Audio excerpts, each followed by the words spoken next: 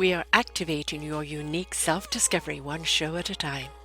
The Orchard of Wisdom Self-Discovery podcast are at your fingertips, just waiting to inspire and invite you in discovering just how awesome you really are and how to navigate through life in joy, enrichment, personal abundance, in mind, body, spirit, heart, and soul. All the people we bring you are here to serve you on your journey of life. Do enjoy our next show. Good morning, good afternoon, and good evening, everybody. Welcome back to another edition of Their Story Matters. And boy, do we have a story for you today. You're listening here right on selfdiscoverymedia.com. I am your show host, Sarah Troy, and my guests are Sarah Wynne and John O'Neill.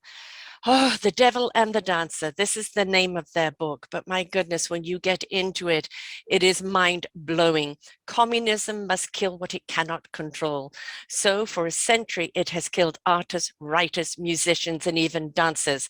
And when we look at it and we look at all the various viruses out there, it could be a collaboration between Korea, China, and Russia, or just simply a leak. We are going to be talking about the wonderful dancers and entertainers from Russia that went into exile and then conveniently died of a peculiar illness. What was the executional tool? Poison, because Stalin, Lenin, and Putin love poison. There is so much in this book that is mind-blowing. It is quite, in a lot of ways, overwhelming to read this and to actually understand that it's still going on today. Maybe not as easily disguised because we've got cameras everywhere, but we look at what's going on with the war at the present moment, and things are still happening. And it's scary to think that it is still happening now in this day and age. He said nearly 10 million people have died so far from this mysterious COVID-19 virus. The dead follow a long time of thousands who are other brave souls, stretching nearly back a century, have suffered mysterious natural deaths, including dancers, writers, saints, and heroes. These honored dead should not be forgotten by a government trying to avoid the inconvenient truth. The dead and those who remember them long deserve the answers to two great questions: how and why. Well, we know how, now we know why. John has dedicated his life to writing this book, and Sarah has stepped in to help him with it. And this is quite a feat to take on. You really have gone into detail, in an extraordinary detail. And as I said, as you're reading it, it blows the mind of what has gone on, and the fact that certain humans, I don't even know if you could call them that, because how can you kill people in such excruciating and beyond cruel? There aren't even words that can describe, and they're doing it kind of just to try out a new poison or a new way of killing people, and the suffering that they cause is just oh, that was interesting, writing it down. Really, when we look at humanity, we can be the best of ourselves and extraordinary creatures, but we can also be the absolute scourge of humanity.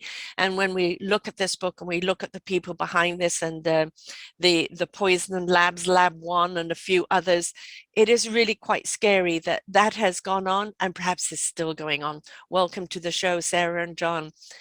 Thank you so much. Thank you for having us. We're thrilled to be on, Sarah. Sarah, 2 weeks ago in Spain, a family called the Protasenyas, they were Russian oligarchs.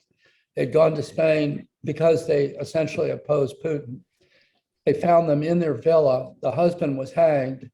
The two children, the child and the wife, were chopped to death with an axe, and there were no fingerprints on the axe or on the knife. The son, who didn't happen to be there, survived. He said his family was, they were happy. They would never have killed each other. The Russian police said it must be a suicide murder. Right. It was the 7th suicide, Sarah, in the past 5 weeks of oligarchs in Russia who opposed Putin, or at least were leaving. The scary thing is like, in the past, we didn't have the social media. We didn't even have the media that we had. It's so blatantly going on in our face. And the lie is so blatant, and that who is going to stand up?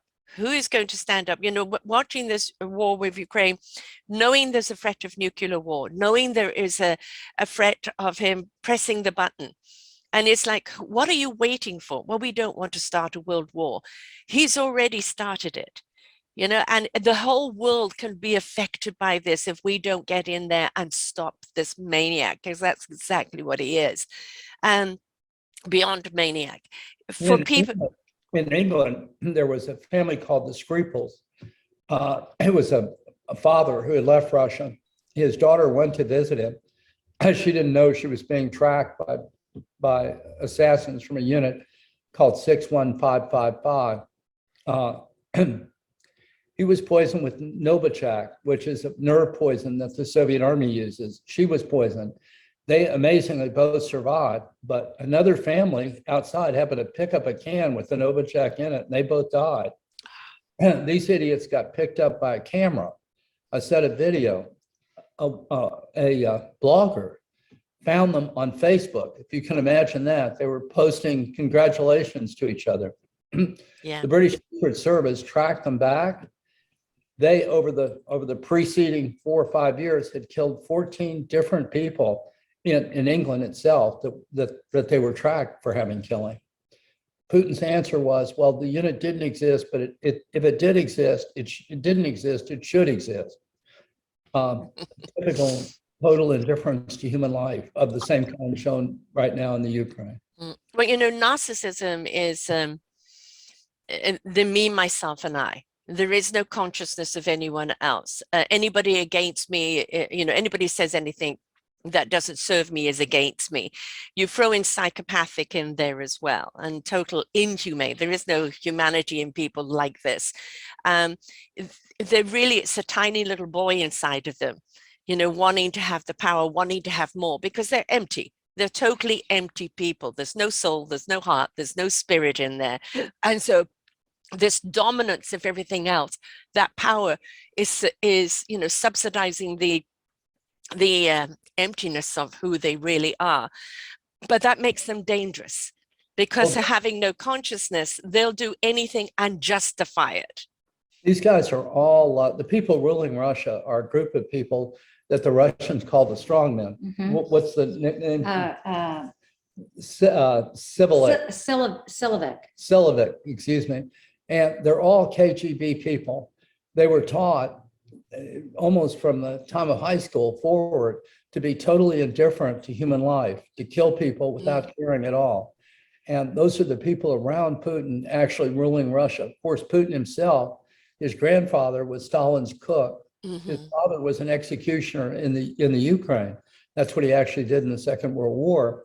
Stalin is a chip off the old KGB block, and that's why he talks about, let's go into the Ukraine and denazify it. I mean, there hasn't been a Nazi in the Ukraine for 60 years. It's just an excuse, yeah. It's all absurd, but it's a great excuse to go and shoot people in the back of the head or kill women and children as refugees. It's complete indifference to human life. Well, and this is an interesting story. Anatoly Sobchak was Putin's mentor when he first rose to power, and he was asked, describe Putin, who is Putin? And his response was, Putin is the new Stalin. And then the next week, he had a heart attack and his 2 bodyguards had heart attacks. Oh, right. Yeah, it's convenient. Heart attacks are very catching, aren't they? Yeah, right. None of them had any history of heart disease. It was quite a coincidence. Our book has an appendix. We started writing about all the people Putin had killed, and you couldn't cover it in text. It would have taken an encyclopedia. So we simply went to an appendix that has 27 people he killed. Yeah, I mean, you know, you've got so much here written at the back of the book and all of the details in here as well. And I was trying to kind of capture as much as I could to make sure we don't miss anything. But, you know, let's go back to the beginning of the dances. You know, right. Anna, I can never pronounce the name, but what's yes, Pavlova. You know, and not only an extraordinary dancer, she did Russia proud, you know, because she really kind of brought that Russian dance and her grace and her beauty around the world that she spoke up against. And conveniently died out of pneumonia, which we now know is one of their favorite poisons. But so many of these artists exiled, you never being able to go home, but all finding an inconvenient death, that happened to come along. And it's like, we read this, you've got this all documented in this book, which must have taken you years to have written, with all the data and minute details that you've got in there. Must have been an absolute passion and love of what you were doing here. I started writing about Pavlova.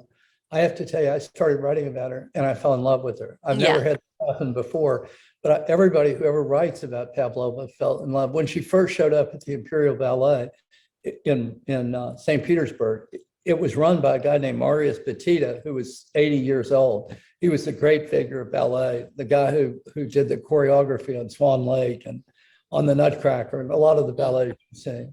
And he described in his diary, there were a lot of ballerinas who were talented he didn't like, but he said he looked at her and he fell in love with her the very first time he ever saw her. She was only 15 or 16. She was weak. I mean, she wasn't a tremendous athlete, but you could see her soul in the way she danced. And that's what everybody says, in Bombay, when she danced, they said she was not the greatest dancer in the world because Anna Pavlova could not possibly be of this world. In New York, they said anybody who has only someone who has not seen Pavlova could not believe in the human soul, because anyone who's seen Pavlova is looking at a human soul. And of course, that's where the little ballerina on top of the music box came from. Right. A lot of other things. That was Anna Pavlova. And so, as the book describes, without giving it away, she was murdered using anthrax, which simulates pneumonia. The Stalin had a huge anthrax project in Saratov and other places. And all you have to do is take a napkin and put it up to your neck. And anthrax is a bacteria, it goes into your lungs. And it's inevitably fatal if there are no, anicillin and so on, which didn't exist in those days. Today, it's very dangerous. And that's exactly how they murdered her. She even said, Sarah, on the train after leaving her hotel room in the Ritz, I've been murdered. Yes. I've been poisoned. She's been poisoned. That's right. I've been poisoned by the food I ate in Paris. And no one took her seriously. It'd be another 60 years before the Yasha group, the poisoning group in Paris that poisoned her, was known. And surprisingly, there have been 37 biographies written about her, and no one has alleged that Stalin killed her. But as you'll see in the book, I think we present a very strong case. Yes. That exactly what happened. Well, they had no knowledge. Who would ever poison a ballerina? That's what the doctors said. Right. Who on earth would be crazy enough to? Well, I mean, it's very obvious why. Not only did she speak up, but as you said, she was the persona of grace, of love, and of light, completely opposite to them. And the fact that she was just getting attention, that people were listening to her, that people loved her so much. Well, why aren't you loving me? I'm the Almighty. Right. Well, they asked her, the book details all the stuff that Stalin did to try and disrupt her tour. He had his mistress contact governments and so on. And she told her friends, I feel a sword of Damocles hanging over my neck. Please go pray for me, before her very last tour. Her friends tried to get her to go to Hollywood. She had made a prior movie, her performance was selected as the best one-time performance in the history of Hollywood by the New Yorker about 5 years ago. And she wouldn't. Instead, she scheduled that tour in Europe, knowing it was very dangerous and planning to go right to the border of Poland in the former Soviet Union. And of course, their answer to that was to murder her. And having said that, when you murder a dancer, you don't murder their dance. And a deal we gave yesterday here, we showed 40-some, about 3 months ago, there were 40 ballerinas all over the world, including inside of the Kremlin and inside of in Peking and Beijing, dancing the swan, the Dying Swan, or signature dance. So they killed her, but they didn't kill her dance by a long shot. They've got to make them a martyr, don't they? It's the very thing you're trying to snuff out. The essence of a soul is that the soul does not die along with the body. In fact, it continues to grow, and there is no weapon they can snuff that out with, right? They've killed a lot of, they've killed writers, but they haven't killed the stories. They've killed singers, and they haven't killed the song. They killed her and they didn't kill her dance. They're very evil people. The theory that you promise people heaven, you deliver hell, and then you kill anyone that points it out. I mean, that in two sentences is what's going on Right. in Russia and in China. And their problem is when you kill a single person or kill a set of people, you can't kill the truth. That's the truth of it. But I mean, quite honestly, when you look at these regimes, what would they know of heaven? They are the hell. That's all they know. So how can they promise heaven to anyone? Everything about their regime is hell. There is no free speech. There is no freedom of thought. There is no, exuberance of life. Everything is regimented, controlled, dictated. Exactly right. As Pavlova died, Stalin destroyed the greatest cathedral in the Roman world, which was the Cathedral of Christ the Savior in Moscow. He destroyed it, and he said that by 1935, the word God would disappear out of the Soviet language. It would be a penalty to do it.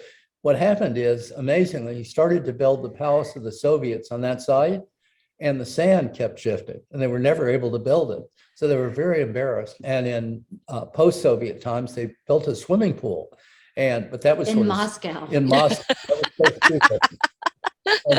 In 1991, after Yeltsin, and when the country opened up, a guy went in and he rebuilt stone for stone, icon for icon, exactly the Cathedral of Christ the Savior. And so you can go home again, I guess is what you'd say. Things that do survive, tyrants, and it's like Gandhi. Gandhi said, listen, you can lose all hope when you see tyrants, but you have to understand in history, their statues always roll in the dirt. They always fall, always. Yes. Look at it every time. Yeah.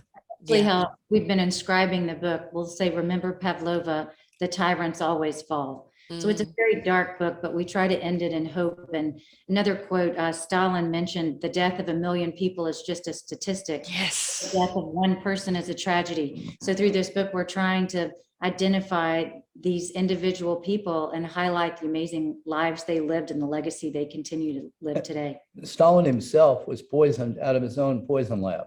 Right. I know. What goes around comes around, right? Yeah. He was poisoned with warfarin, which was a secret poison in those days, but is now used as rat poison. Isn't that appropriate? And so I saw also loads of blood thinner as well, right? So exactly, the blood thinner warfarin. And so the guy poisoning him, his number 2 guy, helped him out medically by applying leeches. Now understand, he's bleeding to death, so you apply leeches. That's exactly opposite. Let's just suck out a little bit more. Yeah. Well, then Stalin, at the very end, became conscious, according to his daughter Svetlana, sat up and began screaming and waving his hands.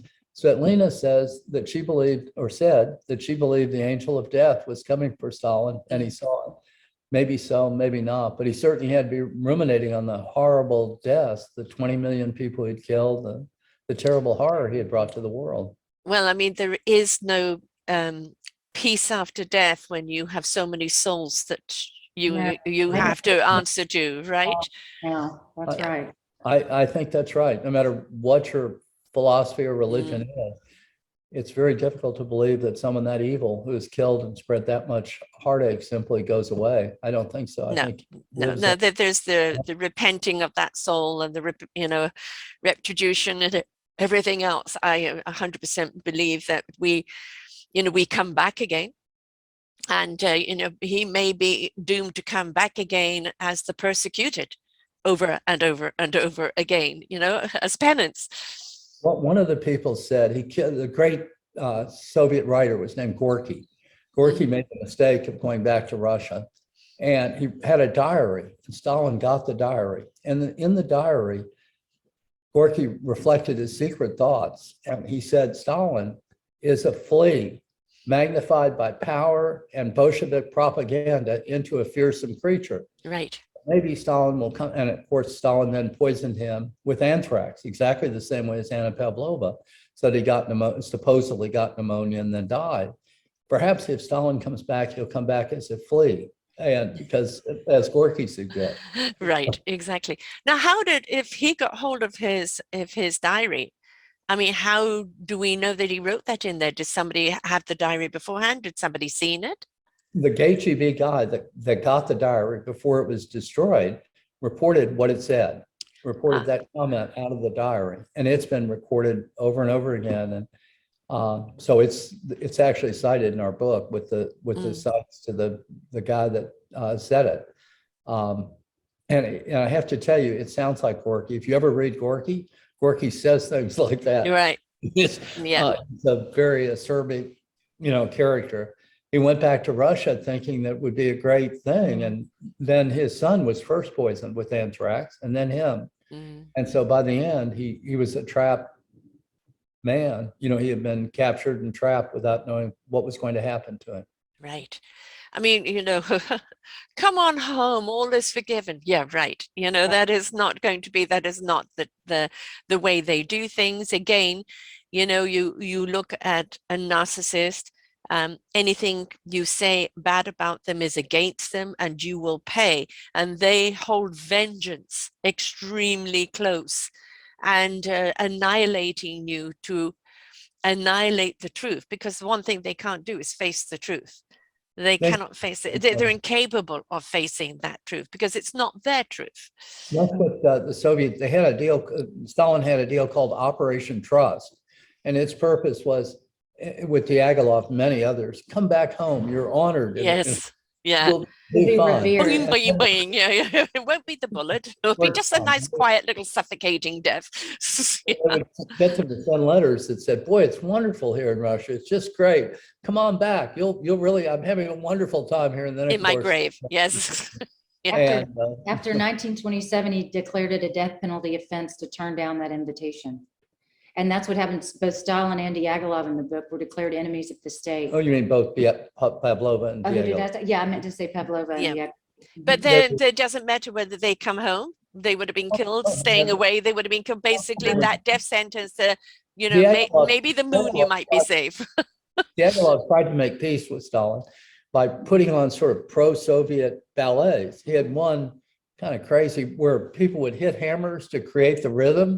Workers in a factory and this were in love with the great. Yeah. Well, that wouldn't work. They kept insisting and come back, and he wouldn't. And so they wrote articles about he and Pavlova saying that they were enemies of the Soviet state. They took Diaghilev's entire family and imprisoned them. And then within 5 days of the time that Diaghilev died, they executed every single person in his family. In Pavlova's case, they actually sent her mother. Her mother said, please come home, dear, please come home. She wouldn't go back to Russia. And then her mother went back and disappeared, and the rest of her family. The fact that it's so easy for them. I mean, we're seeing it right now, in Ukraine, bombing maternity homes, schools and things like this, and the trenches of bodies that they're finding there. And, a lot of these young soldiers, aren't these horrible, villainless people, but they know they're made into that. They're made into that, because how can you have a conscience and kill all these children? And we're taking away that consciousness away from them so they can become these killing machines. But they also know if they went home, you haven't killed this many people, boom, you're dead. You have failed Russia. They're kind of stuck between a rock and a hard place, aren't they? Because it is hard to believe that for, over a century now, this type of behavior from one leader to the other is still so dominant. And they still have so much power, and that they're the real big bullies of the world, but the rest of the world is still trying to be a diplomat. You can't be diplomatic with these people. They're bullies. You have to face them in the yard. There was an American Pentagon spokesman, not particularly a guy I'm crazy about, named Kirby. And so Kirby was describing what happened in Bucha and in Mariupol, and he began crying. He couldn't control himself. He began crying. And the press in Russia made fun of him as weak because he was crying when he described the dead in Bucha and Mariupol. I'm telling you, I've been at war myself, and you cry not only for your friends, but for your enemies when they die. Because Yes. the loss of real human beings, they Yes. have mothers and friends, and they're never going to see them again. So only a monster would Yeah. make fun of somebody who cries at the dead. Only a genuine monster. And that's sort of what you're dealing with Yeah. these people. The strong men, as they call themselves, some strong men. Civic. Mhm. Uh, You know, that- we talked beforehand about, you know, how so many people like propping up around the world of, you know, Nazism, you know, kind of coming back, and the skinheads and this and that. And really, it's a bunch of people who are just angst at the world, you know. If they really knew the atrocities that really did happen, would they stand for it? Would they be standing so tall and proud as being part of that party? You know, people are so easily brainwashed. And this is the scary thing, is that there's, you know, the master up there with the strings, pulling the strings through propaganda. And you know, it used to be you looked at a picture or you looked at a movie and it couldn't be doctored. You know, it spoke the thousand words. And now you look at it and you just don't know how much of that has changed. Where really lies the truth? It's so hard for people to discern what the truth really is nowadays. well, it's not our book, The Dancer and the Devil, but I have to tell you a story. My father-in-law was one of the great heroes of World War II. He led the tankers in front of Patton's army. He liberated 2 concentration camps. We were playing bridge one day, and a drawer opened. He would never talk about the war. In the drawer were pictures of those concentration camps.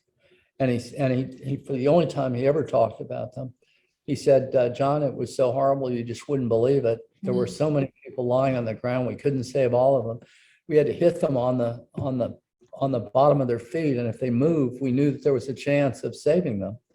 And he just couldn't believe such a thing happened. The amazing thing is, on the 40th anniversary of actually their liberation of Paris, they went to a hotel for the, you know, reunion of this unit, and a guy who was a concentration camp survivor had rented an entire floor with food and drinks and so on for all of them. Uh-huh. Hitler, like Stalin, you know, doesn't, of course, we know a lot more about Hitler because he fell, and we were able to, you know, the concentration camps got exposed, and his butchery and his cowardice and so on got exposed. But no, the tyrants and the butchers who are inhumane and who care nothing about people, they seem to reoccur, don't they? Human nature. I mean, it is our choice as to which part of our nature we're going to feed. And, you know, it again, I think it comes from great insecurity. You know, you look back to the way they were brought up, and maybe the lack of love, the lack of nurturing. And truly, in a child, if you do not show them how to care, to be compassionate, to have kindness, to have empathy, they carry on in their lives of that it's only about me. And it's me at everybody else's expense, and that narcissism just grows exponentially. And we look at the history of how these people were raised, by whom or in what way, and there is a choice in our life where we can look at, I was raised without love, or I was raised with abuse. And believe me, I've done some shows that are hair-raising of what people have been put through by their own family, and yet they chose to take a different path, to find love, self-love, be that love that they lacked when they were young. But you've got the others that turn to, I don't think it's even hate. You know, I don't think it's even hate that drives them or fear that drives them. It's a loathing of themselves and a loathing of everybody else that were apparently out to get them. And it eats them alive. And from that, there is no consciousness of what they do. Stalin's father was an alcoholic. He would beat up Stalin constantly. His mother apparently was a good person. She tried to make Stalin become a priest. And when Stalin became famous, he said, Mother, I'm like the Tsar. And she said, it's such a shame you're not a priest. Mm-hmm. He got all the habits that an alcoholic has of hiding everything. And then he married a woman named Kiki, who was a wonderful woman, who tried to change him, and she died. He then married a second woman, and that woman committed suicide because she was so ashamed of the monster he was in Right. 1931. He then executed her entire family, presumably because she had committed suicide. Um, so he was a twisted, terrible Yeah. monster. Yeah, you kind of think, yes, there's the nurturing, the upbringing, the thing and that, but there has to be something loose inside. But that maybe describe them and the various tyrants that we see around the world. But what about the people that follow them, that blindly, they don't do the execution, they don't do the poisoning, they just dictate it. You will eliminate. It's the people that go and do it. Well, what about them? What's their story? There's a whole sequence. We do a lot, and it was interesting for me studying that. They range from, one of them is a doctor, well-respected doctor, and he explained why he did it. He did it because he was afraid for his family and afraid of other stuff. Yeah. And then there was another one who was a monster. This guy, the Poison Dwarf, Yezov. Yes. He's God. described as a guy who pulls the wings off of flies and goes in to poison people, and he turns up a radio as they scream, and it takes great joy in their death. The poisoners in Paris were interesting because they were really professional assassins. They were they were nice people, one if you believe their children, but they were heartless and horrible killers. Finally, Beria, even more than Stalin, Beria had syphilis. He raped little girls that were as young as 11 and 12 and then had them shot. He was a monster. Yeah. And he killed any number of people. His family, after his death, they managed to survive. I actually listened to them, and they're dead now. But they tried to portray him as a nice guy, and he was really grandfather. unbelievable. I saw the same Well, thing. I mean, maybe at the fear of their own lives to Well, portray them in any other way, right? in the backyard of their house, they found body after body after body. And so their claim was that they didn't know people were being killed down in their basement. I mean, that's about what it amounted to. Yeah, of course, people die silently. They do. And The neighbors would complain, but the family, Oh, they never the heard neighbors- Right, I never heard a thing. Yeah. Yeah, exactly. but they still avoid the house. People do. It's an embassy for a small country. It's in the book. People are afraid to go near the house still because they view it as haunted because of all the people out there. Well, when people die in such anguish like that, there isn't a peaceful death.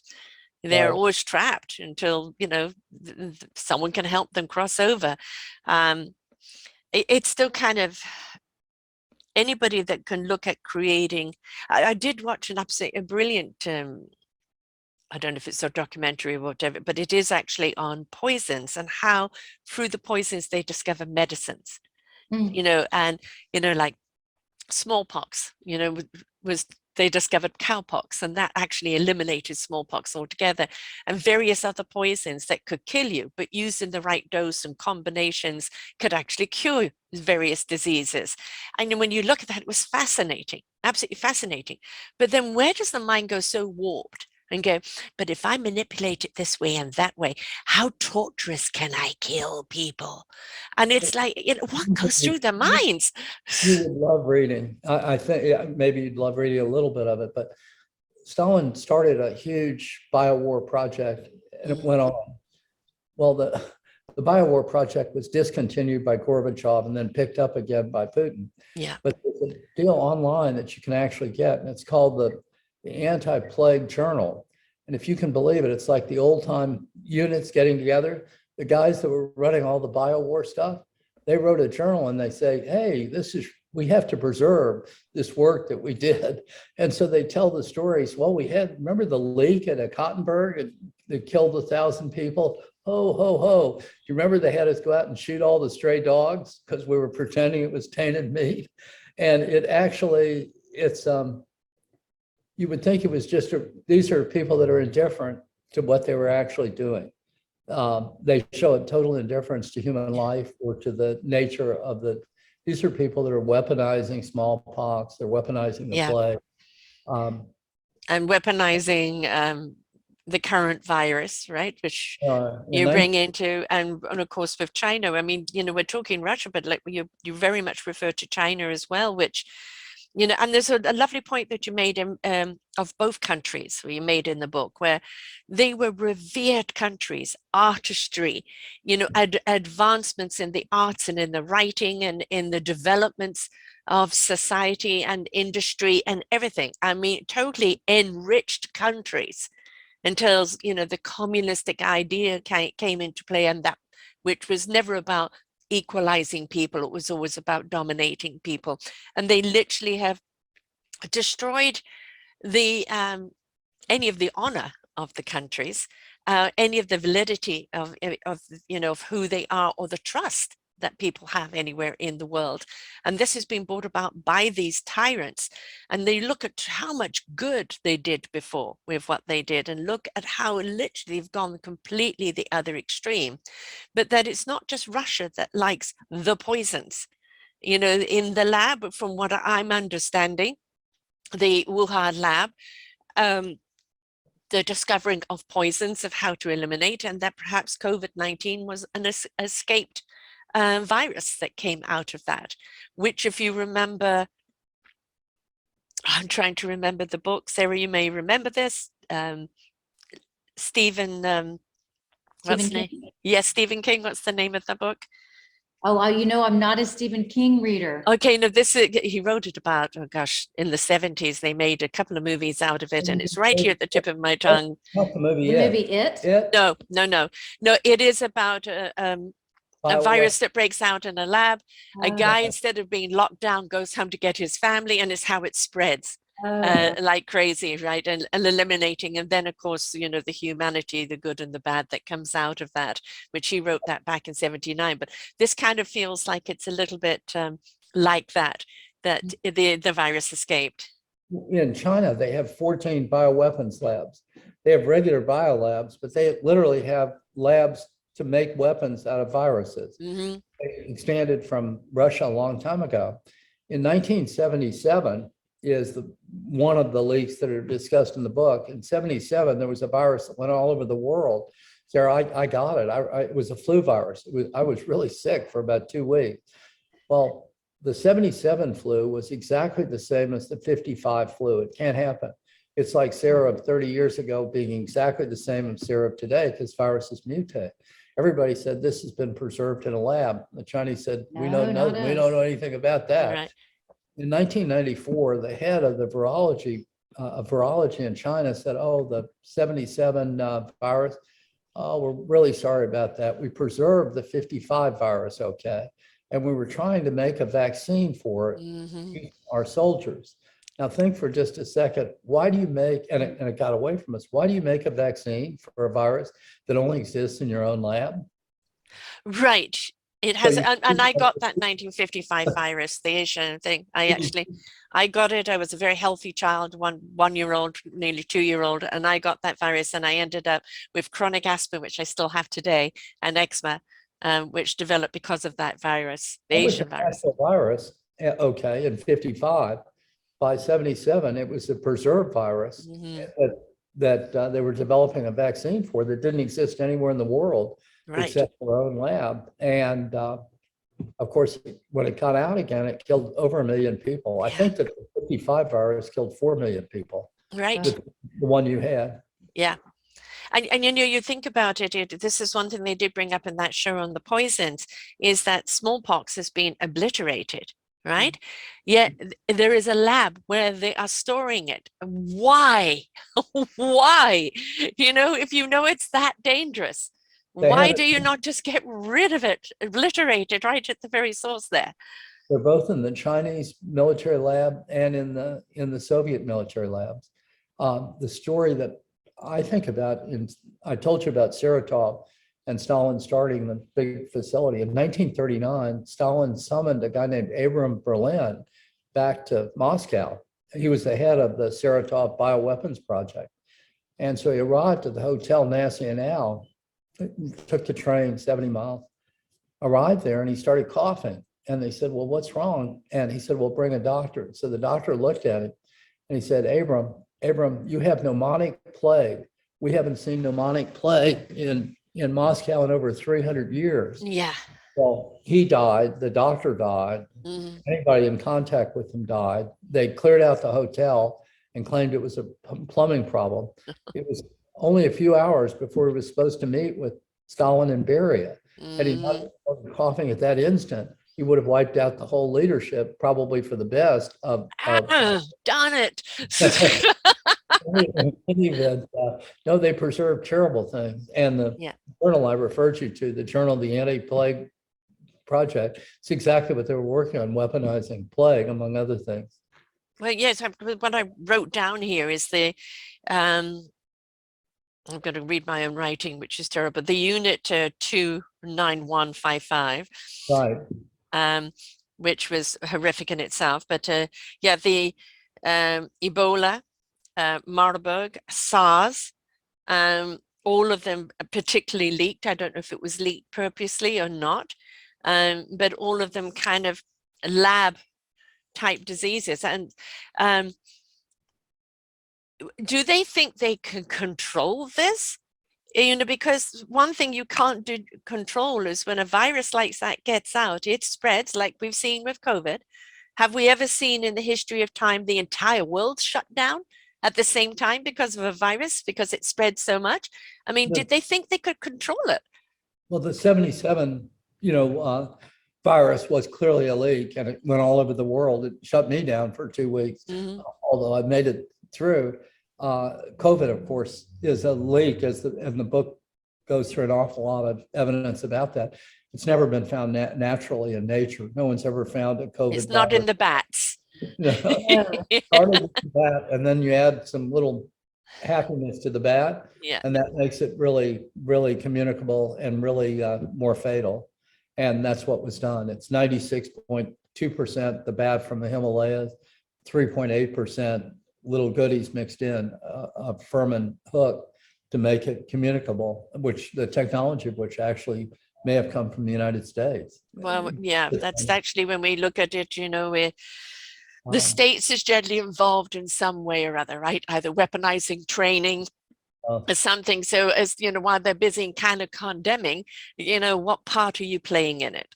Well, that was so sad when this all first came about in December of 2019. We just 2 months ago got the emails on the inside of our NIH, our medical guys, and they say, people send emails and they say, hey, it looks to us like this is a manufactured virus, like somebody has created this virus in Wuhan. And they write back, well, we don't want to say that. Yeah, That keep would that hurt in. science. That's That a would death hurt- sentence right there. Yeah. That would make people anti-science. Well, science is a No. search for truth. It's not the creation of Frankenstein's. Yes. So Yeah. also, But it's also, again, rather like, you know, let's take Russia and China right now, the amount of Chinese hate. I'm in Canada, especially British Columbia, where we have an awful lot of Asian people. And the attacks on Asian people have been quite awful, you know, because of this. And it's like, we cannot condemn the entire race for the actions of the few. It's the same with the Russians. Right now, they're being fed a whole load of propaganda. Right. And God forbid they should have anything or speak out. We know what happens when they do. Right. So it's let's not throw the entire nations out in the wash, but let's hold those that are behind these atrocities accountable. as you know, the book outlines the Chinese who have been slaughtered. The great Fan Bingbing, their greatest movie star, Jack Ma, their greatest, Wen Ye, who was a minister there, their first Nobel Prize winner, won it for priest. They wouldn't give him treatment. He died in prison, wasted away. In Russia, a whole sequence of people that Putin is killing. Here, I've got to tell you one story because I promised a Russian friend of mine I would. The greatest of all Russian poets was a woman named Anna Akhmatova.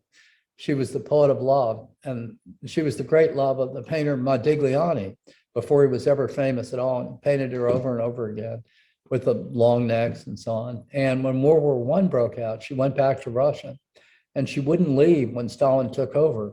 And she was just so famous, I guess. Nobody's ever understood, but Stalin didn't kill her. He killed everyone around her. Right. He killed her ex-husband. He killed her son. He killed anybody who would help her, anybody who would do anything for her. he extinguished all volumes of her poetry. If she tried to write anything, the KGB would seize it immediately and get rid of it. So the only poems she could write were on her own heart and so on. Nonetheless, there's one of them called Requiem that translates unbelievably like Keats or the great poem or Tennyson. And in any event, after Stalin was gone, they went to her and they said, we'd like to build a statue of you in St. Petersburg. And she said, there's only one place you can build a statue of me. She had written a great poem called Requiem. And she talked about being in the jail yard at Kresge prison and giving food packets to people that were leaving, that were almost certainly going to die. And an old lady looked at her and said, will you promise me someday you'll tell everyone about this? Mm-hmm. So she said, if you want to build a statue of me, the only place you can build it is overlooking Kresge prison. Mm-hmm. And I want it to be built so that when it snows, the snow will form tears in my eyes and I'll be able to cry for the dead of Kresge prison. After that period, they actually built the statue and it actually overlooks Kresge prison. And it's where the refuseniks still get together because they say that Putin, just like Stalin, is afraid of Anna Akhmatova. Yeah. And Putin closed Kresge prison 3 years ago and moved it out of town. Right. That was his way of sort of trying to neutralize. Yeah. If he took down the statue, it would have been a totally different scenario, right? Too obvious, right? But yes, so get rid of the prison, so there's no one for her to cry, but she can cry for the souls that were there before, right? They call the new prison Kresge 2, and it's equally brutal according to the accounts, but it is out of town now. And apparently he was afraid of Anna Akhmatova's gaze. Yes. I mean, you mentioned Korea in here as well, as being part of that regime. We think we're very, very complacent in our Western world. And, when people read a book like this, it's like, yeah, but that was yesterday. That was in the past. And the thing is, if we don't learn of what went on in the past, we don't understand what's going on right now. And we look at a Putin who has no consciousness.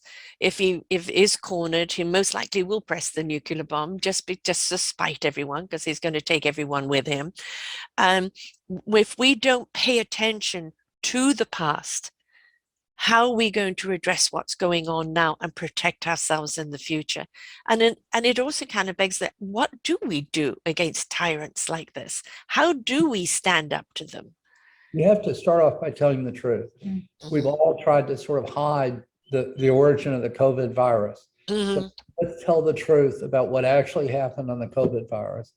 We went nice. We tried to pretend that Xi is just a nice fellow. Mm-hmm. Oh, he's a good leader. Mm-hmm. Or Putin.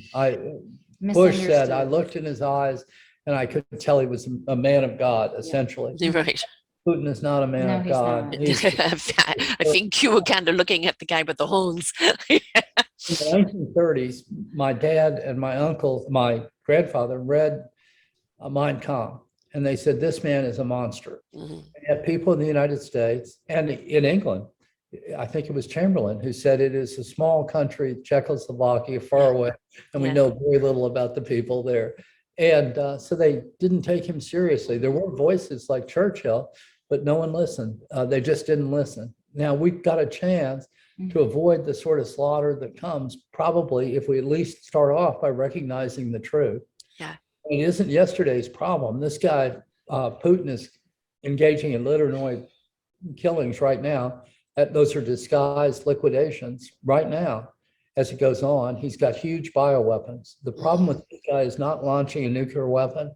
The problem with this guy is somebody coughing in British Columbia or coughing in Kansas, and all of a sudden he goes, gee, that's a shame. You guys didn't get smallpox vaccine. We did. Right, exactly. Well, you mentioned that in the book, where at least every week they train in the bio outfits, right? And that the Russian army trains 1 out of every 5 days in full hazmat suits to prepare for the event of a chemical attack that would be launched by them. Right. Well, we have no biological weapons capability. We really don't. And we don't have any chemical weapons capability, neither does England, neither does NATO. So why do you train for that? There's one Right. reason we're training for it. And why would we even produce the biohazard Right. outfits, right? And it's that, I mean, he's threatened that over Ukraine a lot, and kind of with, Right. you know, it's a real fear that he will do that next. Right. But again, it's rather like letting a virus go. You can't control it when it does.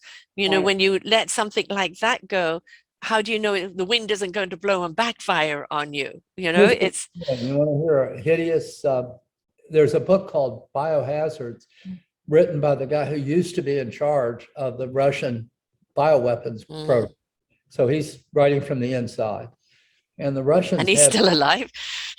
well, he's in Kazakhstan and still alive, at least as of 2016, because we can find the stuff he wrote.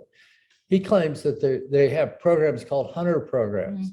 Well, in other words, what they're taking is viruses and developing viruses that will kill Sarah and not kill me because of our own genetic composition. Oh, right. Yes, I know it sounds very sci-fi, but I've actually heard about this before, and it, you know, kind of, it actually kind of makes sense that we have the technology that can kind of do that now. We have CRISPR. We've had CRISPR for about 6 or 7 years. The Russians may have had it longer. CRISPR actually allows direct gene editing. So we can take a virus and we can actually edit directly the virus, which is what happened with COVID-19. Well, I can edit a virus, and there are things that you will react to that I won't, and vice versa. So I can make a virus that'll be hell on wheels for you. The 1955 flu virus sounds like it was terrible for you, and I didn't even get it. And 1907, you know, I was out for 2 weeks, and of course you had natural immunity and didn't get it again. I was in South Africa at that time too. I can't remember if it hit there. So in any event, they can actually develop, they are actually developing targeted viruses. In addition to Marburg, Ebola, and the ones you mentioned, they're actually developing targeted new diseases that you and I have never heard of. It's kind of awfully sad, isn't it, for our kids and all? But, you know, we look at, you know, people that are hackers, and of course that's another thing. You know, there was on the news the other day, one of the politicians didn't realize he was being filmed. He was saying, well, we can elect Trump again, right? Because openly admitting that they got him appointed the first time round, because not because they think he's so great, but because they can puppet him, right? So they can control him. The other guy coming in, maybe not, they can't control him so much, but it's the brazenness of, and all the, you know, the hijacking of our cyber, not only the voting, but the propaganda that you see on, and now, you know, with the free speech on Twitter, you know, that is about to happen. And it's like, but where is the limitation going into this? It's that we haven't. They have to divide the West. They're trying to, they have to have people hating each other over, I don't pick an issue, capital, or whatever. But that's my argument, though, is that fear sells. Right. But nobody's forcing you to buy. Right. And when are we going to stop buying? When are we going to stop buying the fear, the hate, the loathing, the disconnect? And when are we going to understand that actually we are so much more empowered and powerful when we come together? And it's this divide, divide, divide and conquer that has been around since the beginning of time. Have we not learned anything from history? You know, when we step into that consciousness and come together as a community to support one another, it is amazing how everyone grows.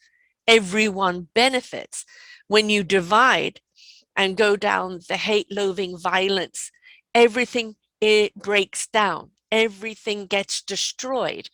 How come in this day and age, with all the information that we have at our fingertips, that we still don't see that, and we still, like sheeple, bar our way along down a road that is so destructive? What is wrong with us? Well, Cephas, you know, was the great Jewish historian from roughly 70 AD, and he became a Roman general, and so he witnessed the actual siege and destruction of Jerusalem, roughly 70 AD, and he describes it. And he says that the Romans under Titus and so on besieged the city of Jerusalem. And inside Jerusalem, the Jews fought bravely against the Romans during the day. And at night, they fought each other. They divided into 3 groups, all, various, shades and phases of their religion. And they literally fought each other at night and fought the Romans during the day. Well, that's sort of the plan of the, it seems to me, of the guys like Putin and Xi. They want to see the West fight itself and then tear itself up. How long did it take you to write this book? Literally, we worked on it 4 or 5 years. And I thought about it longer than that, a long, long time. I mean, the amount of data that you have in here. I think we have 650 endnotes or something thereabout. Right. I mean, where do you get it from?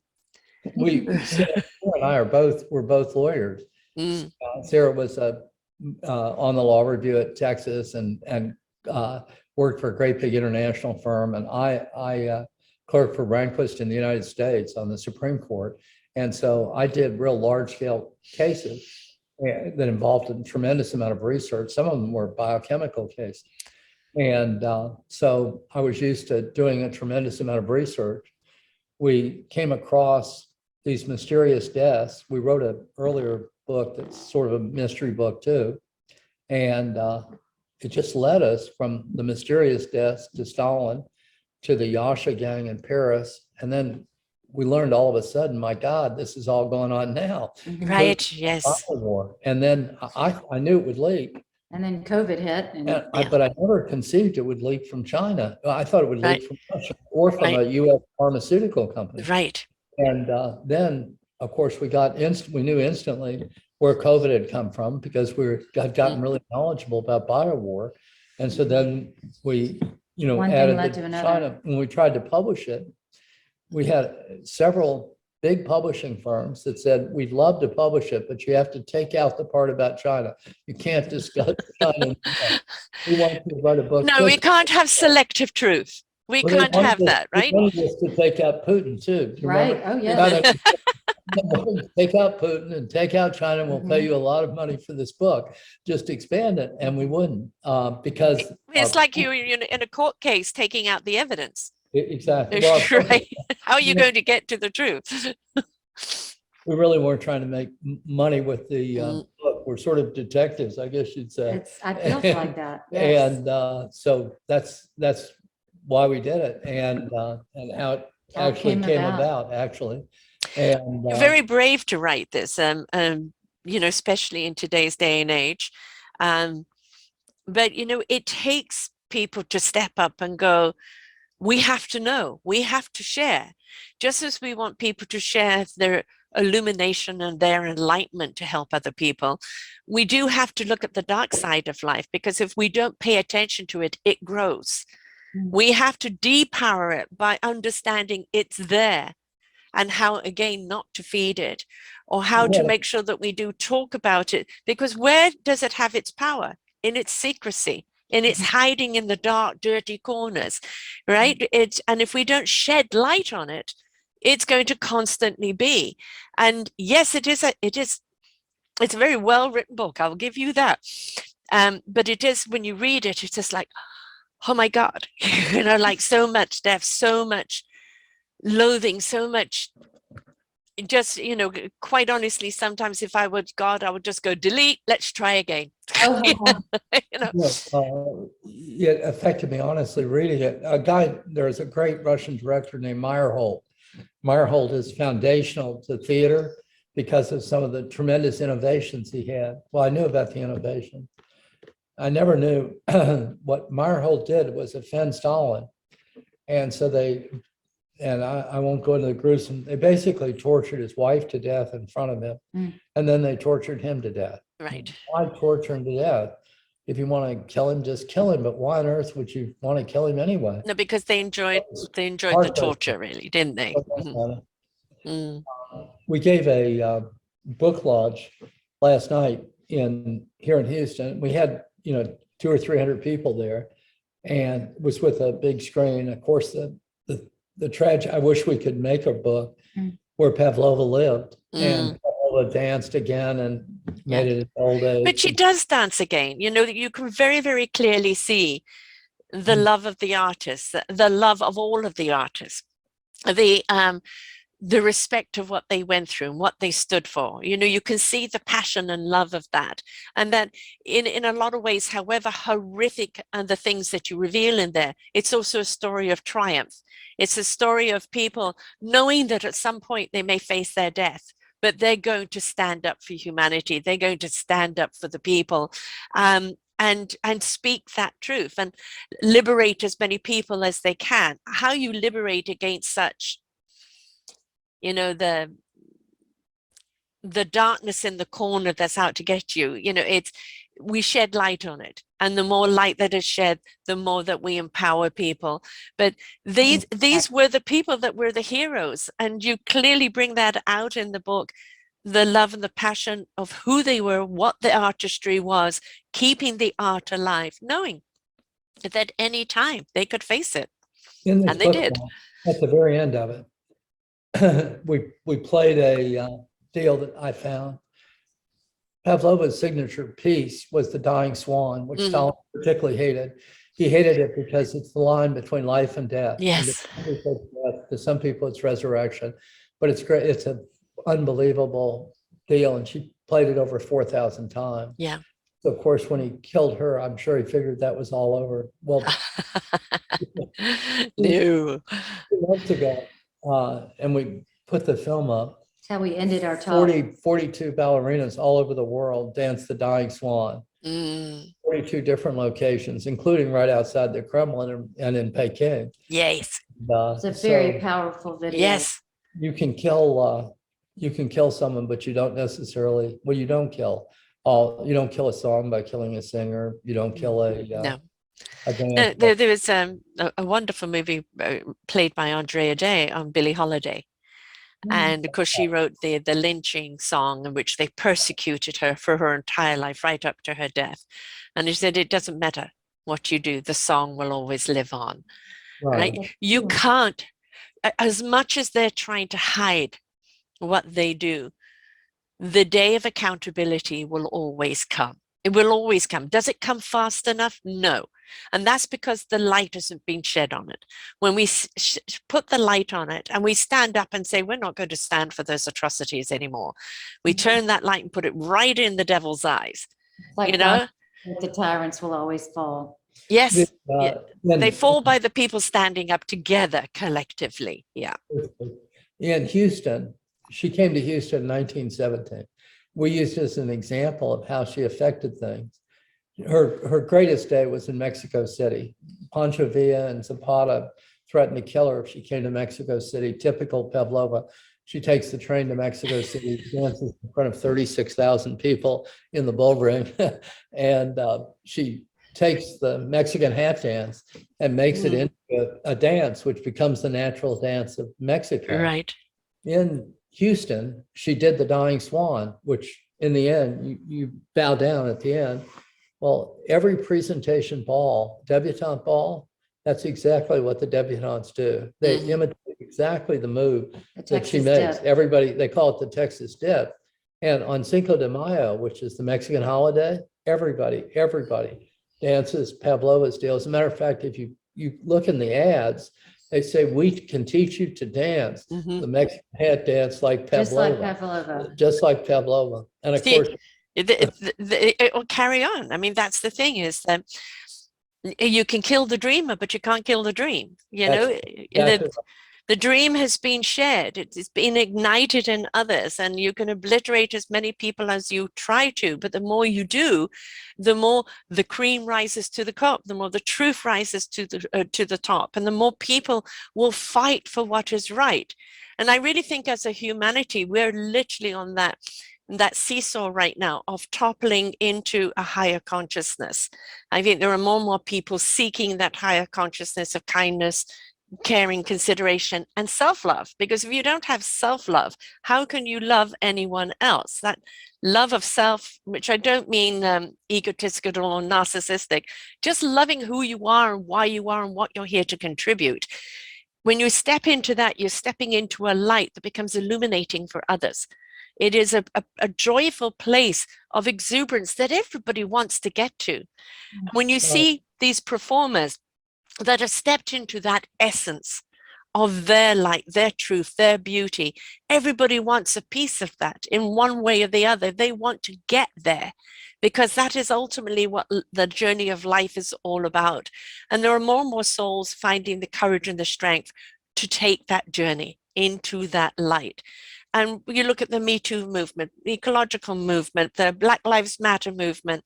When we look at Ukraine right now, a comedian for a president, but look what the hero he has become. No Mhm. question. You know? I didn't, what did he say? I didn't need a ride. I need bullets. Yes, exactly. And I he's just- not afraid to stand up and be in the face of the Yeah. UN and everyone else and say, help us.